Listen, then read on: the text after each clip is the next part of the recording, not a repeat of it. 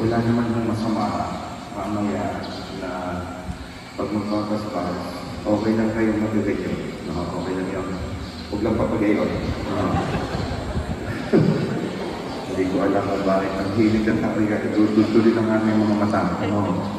Maawa naman kayo sa amin. Papagayon, okay lang mo yun. Huwag na ipapagayon sa mata. At pag kayo nagagayon sa mata, pupumpahin ko kayo ng tubig. Sisimulan na po natin ang ating pagdiriwang sa ngalan ng Ama, ng Anak, ng Espiritu Santo. Mga kapatid, sumainyo ang Panginoon. Magandang umaga po muli sa inyong lahat. 5 linggo na po tayo na naghahanda ng sarili para sa pagdiriwang ng Pasko, ng pagpapakasakit at pagkabuhay ng ating Panginoon.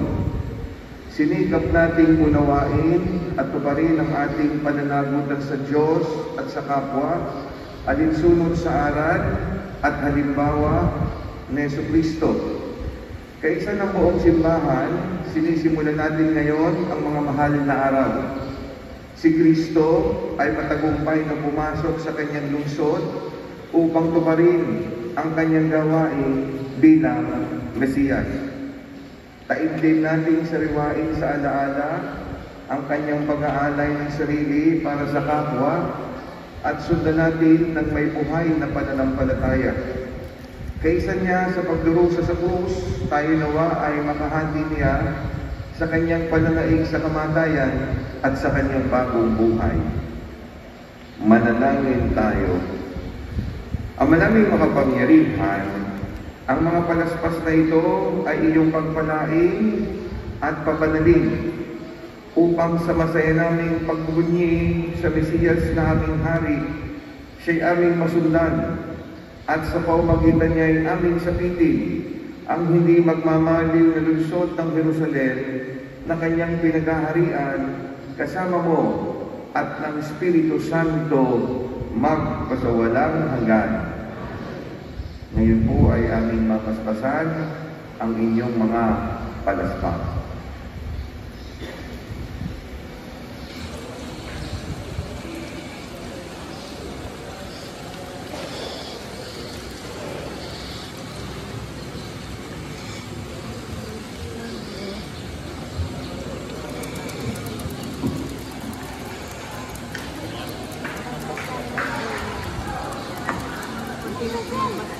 Kay Kristo, Hari Siya, sumalubong ako'y wala.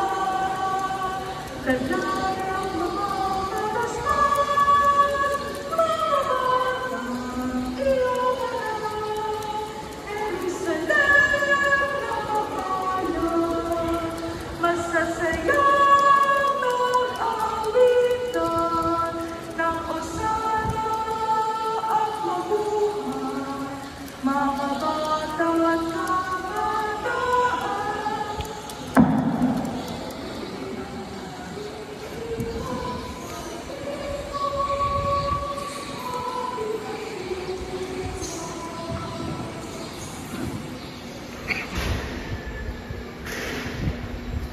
Sumainyo ang Panginoon. Ang mabuting balita ng Panginoon ayon kay San Lucas. Nagpauna si Jesus patungong Jerusalem nang malapit na siya sa Bethfage at Betania, sa bundok na kung tawagin bundok ng mga Olibo. Pinauna niya ang 2 alagad. Sinabi niya sa kanila, "Pumunta kayo sa susunod na nayon. Sa pagpasok doon, matatagpuan ninyo ang isang bisirong asnong nakatali. Hindi pa ito nasasakyan inuman. Kalagan ninyo at dalhin dito. Kapag may nagtanong kung bakit ninyo pinakalag, sabihin ninyo ay kailangan ng Panginoon." Kaya't lumakad ang mga inutusan at natagpuan nga nila ang asno, ayon sa sinabi sa kanila ni Jesus. Samantalang kinakalag nila. Nila ito, tinanong sila ng may-ari, bakit ninyo kinakalagyan? Kailangan ito ng Panginoon, tugon nila. Dinala nila kay Jesus ang asno at matapos isaping sa likod nito ang kanilang mga balabal, siya'y pinasakay nila. Nagpatuloy si Jesus sa kanyang paglalakbay at sa kanyang daraanan na may inilatag ng mga tao ang kanilang mga balabal. Nang malapit na siya, palusong na sa libis ng bundok ng mga Olibo, nagsigawan sa galak ang buong pangkat ng mga alagad at malakas na nagpuri sa Diyos dahil sa mga kababalaghang nasaksihan nila. Ang wika nila, purihin ang hari na dumarating sa ngalan ng Panginoon. Kapayapaan sa langit, purihin ang Diyos. Sinabi sa kanya ng ilang Pariseyong kasama ng karamihan, Guro, sawayin mo nga ang iyong mga alagad. Sumagot siya, sinasabi ko sa inyo, kapag tumahimik sila, ang mga bato na ang sisigaw. Mga kapatid, ang mabuting balita ng ating kaligtasan. Ngayon po tayo ay magpuposisyon sa pamumuna ng kandila. Dapat na kayo. Papunta na po tayo sa ating simbahan. Baka makakaawit ang koro kung kaya.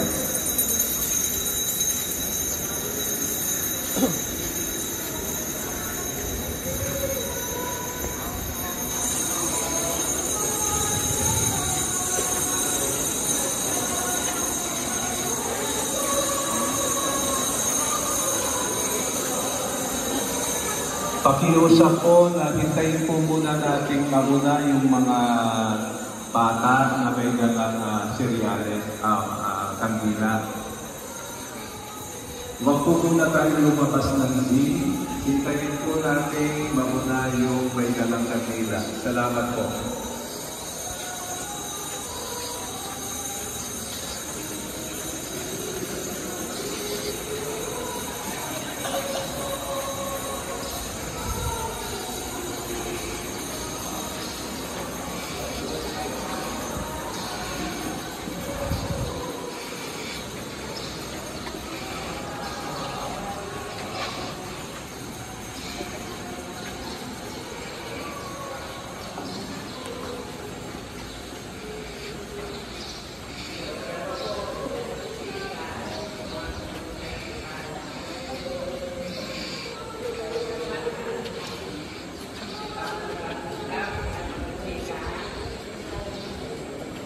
Dalawa